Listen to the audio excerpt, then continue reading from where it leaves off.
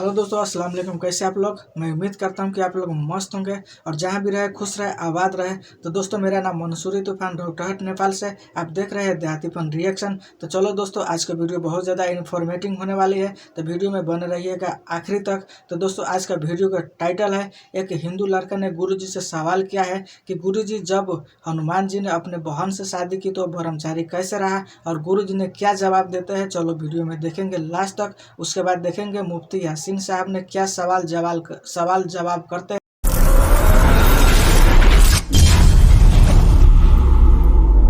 राधे राधे गुरुजी। हाँ, राधे राधे।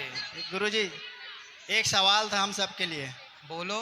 मंदिर में जाते हैं गुरुजी, हाथ जोड़ के खड़ा होते हैं, तो आंख बंद करके खड़ा होते हैं, तो वो सही है कि गलत है गुरुजी? भाई, आंख तो घर पे ही बंद कर लो। जी भगवान के मंदिर तो जाते इसलिए है कि आंखें खुल जाएं। जी जी तो वहां तो आंखें खोल के जी भर के भगवान को ऐसे देखो जी कि भगवान मंदिर से निकल कर के मन मंदिर में बैठ जाएं। जी गुरुजी। अयोध्या में रामलला आए हैं जी। तो जी भर के उनको ऐसे देखो कि वो मंदिर से निकल कर मन मंदिर में आकर बैठ जाए। जी आंखें गुरुजी। बंद क्यों करना, खोलना। जी धन्यवाद गुरुजी। गुरुजी राधे राधे। राधे भैया, मेरे सादर से प्रणाम। खुश रहिए। मैं 12 मार्च को 2023 में आपसे दीक्षा लिया था मैं। हाँ और मुझे एक प्रश्न था, जैसे कि हनुमान भगवान सूर्यदेव को अपने गुरु बनाए थे, हाँ। तो अपने गुरु माता या गुरु बहन हो गए तो उनसे शादी कैसे किए? कौन? हनुमान भगवान। हनुमान जी ने गुरु जी। बनाया जी सूर्य भगवान को। जी। फिर क्या पूछना है इसके आगे? तो उनके पुत्री से शादी होता क्या? देखो, गुरु जो शिष्य होता है ना, हनुमान जी शिष्य हैं। जी। और गुरु यदि चाहे कि ये मेरा शिष्य योग्य शिष्य है, मैं अपनी बेटी इसे दे सकता हूं, तो गुरु डिसीजन ले और वो देना चाहे तो वो दे सकते हैं। सूर्य भगवान ने सोचा कि कुछ विद्याएं ऐसी हैं जो गृहस्थ को दी जाएंगी, तो हनुमान जी आप विवाह कर लो, पहले गृहस्थ में आओ, फिर मैं आपको कुछ विद्याएं दूंगा। इसलिए उन्होंने अपनी बेटी से विवाह कराया। लेकिन विवाह तो हुआ, परंतु पति पत्नी के रिश्ते में वो रहे नहीं, विवाह बस हुआ। तो क्या है आप? मैं एथिस्ट। आप एथिस्ट हैं? अच्छा, तो पहले आप सनातनी थे ना? बाई चांस, बाई चॉइस नहीं। हाँ, ठीक है, बाई चांस आप सनातनी थे। आपको सनातन धर्म में बहुत सी चीजें बुरी लगी होंगी तो आपने छोड़ दी। आपने सनातन धर्म छोड़ दिया, राइट? बुरी लगी और बहुत सारी चीज अनलॉजिकल लगा, तो इसी कारण से। तो यानी आपके एतबार से सनातन धर्म में बड़ी खराबियां हैं, लिहाजा किसी को सनातनी नहीं बनना चाहिए। कह सकते हैं, लेकिन ठीक। इसमें आप अभी अभी मैं इस्लाम का बात कर रहा, तो मैं आप भी कुरान को क्यों मानते हैं? बैकग्राउंड जान रहा था ना, बहुत से लोग आके सनातनी होते कहते हैं मैं एथिस्ट है, तो जरा बैकग्राउंड तो जान लेना आप।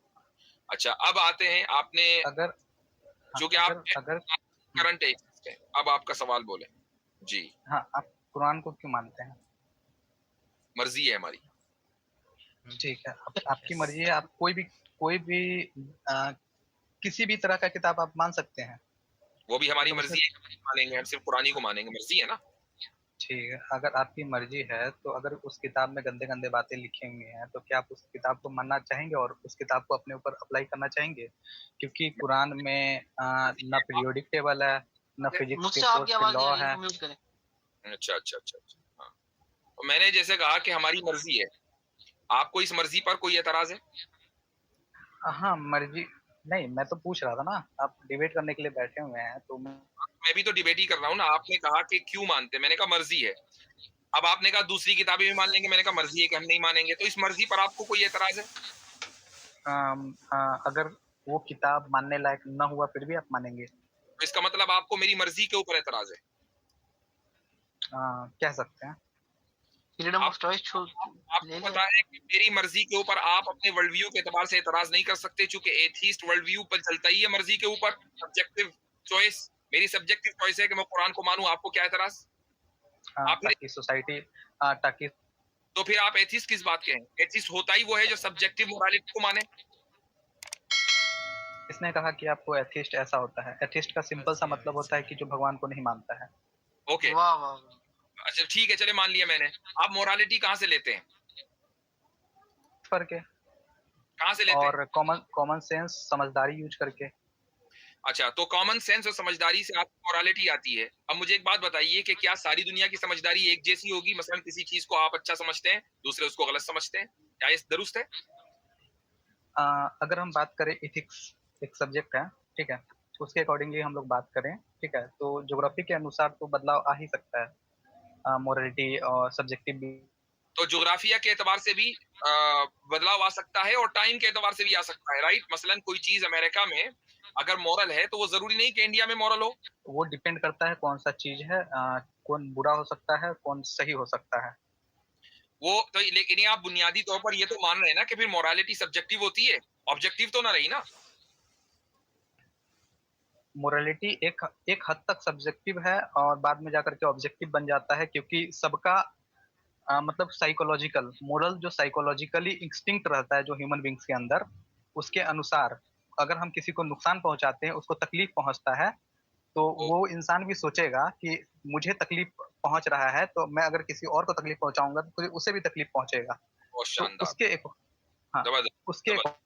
अब मुझे एक बात बताइए कि आप इंसेस्ट के बारे में क्या कहते हैं? इंसेस्ट मोरल है कि इमोरल?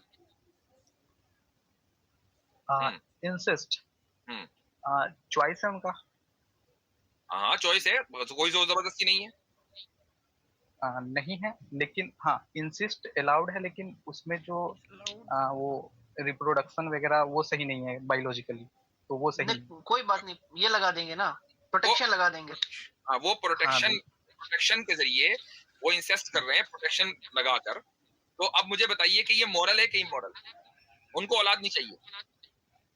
तक कि सोसाइटी को यो किसी भी प्रकार का हिंसा या फिर कुछ दिक्कत नहीं हो रहा है बायोलॉजिकली, तब तक वो सही है एकदम। नहीं, हमने कहा ना कि दो मसलन बहन भाई हैं, वो बंद कमरे में कुछ अमल कर रहे हैं, आपको उन्होंने बता दिया, बस आपको ही पता है, ठीक है, और उनको औलाद चाहिए नहीं है, ठीक है, या एक माँ और बेटा ये हरकत कर रहे हैं और आपको पता है, ठीक है। अब मुझे बताइए, उनको भी औलाद नहीं चाहिए, तो ना तो फसाद होगा, चूंकि आपको ही पता है, खाली आप क्यों लड़ेंगे भाई, आप तो बहुत नेक आदमी है। तो अब मुझे बताइए, ये मॉरल है कि इमोरल है? डिपेंड करता है, जब तक कि किसी और को दिक्कत नहीं हो रहा है। अगर हम लोग मेडिकल नहीं हो लेवल रहा पे दिक्कत, जाकर के आप बताएं। बायोलॉजिकली हम वो भाई नहीं हो रही नहीं हो दिक्कत, रहा दिक्कत। किसी को दिक्कत नहीं है, आप ही को है बस। अरे बोलने तो दो, तो मैंने कब कहा कि मेरे को दिक्कत है? ऐसा मैंने तो ऐसा कभी नहीं कहा। मैं तो कह रहा हूँ कि जब तक दिक्कत नहीं आ रहा है तब तक करे, कोई हम ये कह रहे हैं ना कि दिक्कत नहीं आ रही है उनको, किसी को वो सोसाइटी में इन्फोर्स नहीं कर रहे हैं, वो अपने घर में कर रहे हैं, प्रोटेक्शन लगा कर रहे हैं, औलाद नहीं चाहिए। अब मॉरल है कि इमोरल? अब बोलो। हाँ, तो तब तक तो मॉरल है। मॉरल है, ठीक है। अच्छा, अब आपको मैं बताऊं, आप चूंकि इंडिया में है, इंडिया से है ना आप? आप इसको हाँ, skip है कर सकते हैं। भाई, छुपाना नहीं। अरे छोड़ो ना, आप मेरे डिटेल्स जान के क्या करोगे आप, ये बताओ। अच्छा जी, तो इंडिया में ये चीज इमोरल है और इलीगल है। अब बताएं, ये साबित हो गया कि इंसेस्ट के बारे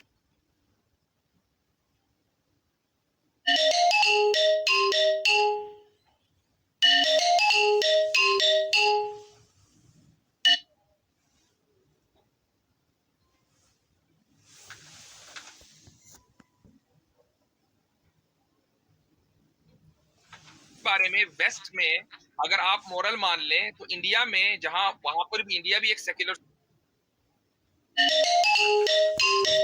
न समझ में आवे तो माधर चौथ।